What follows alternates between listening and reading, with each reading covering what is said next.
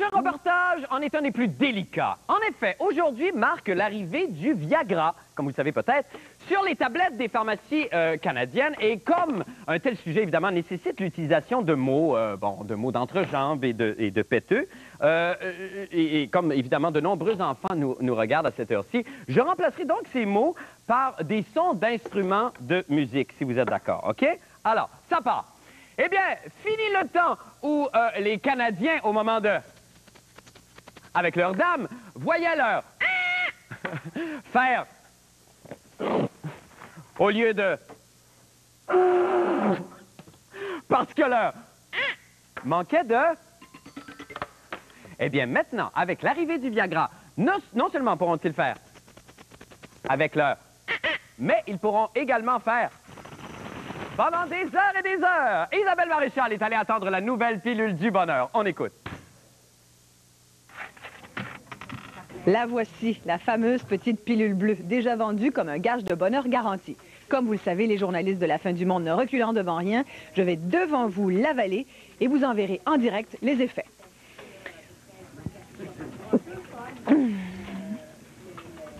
Ça goûte le chocolat.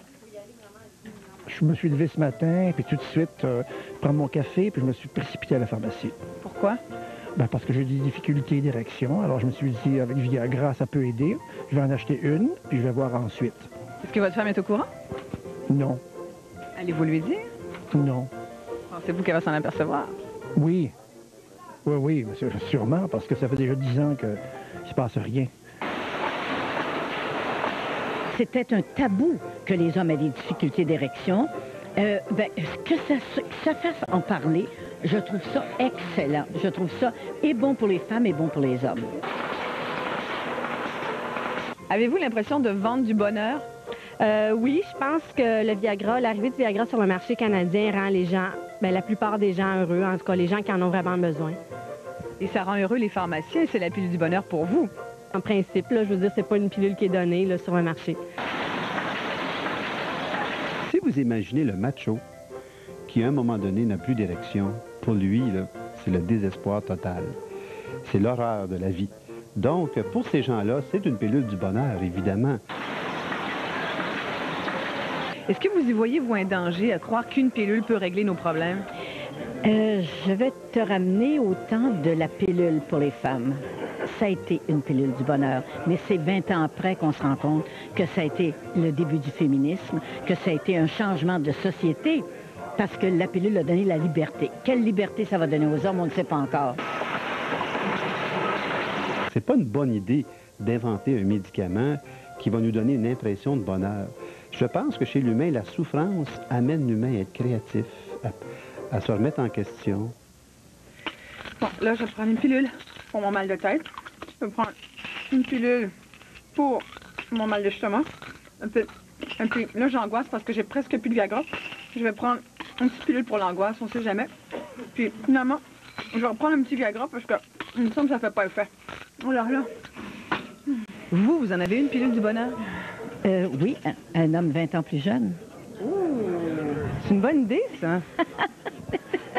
Ah, Jeannette est heureuse, on est heureux. C'est naturel, Ben ça. oui, absolument. Mais effectivement, c'est un peu effrayant, c'est un peu traumatisant l'idée de pouvoir tout régler par une pilule.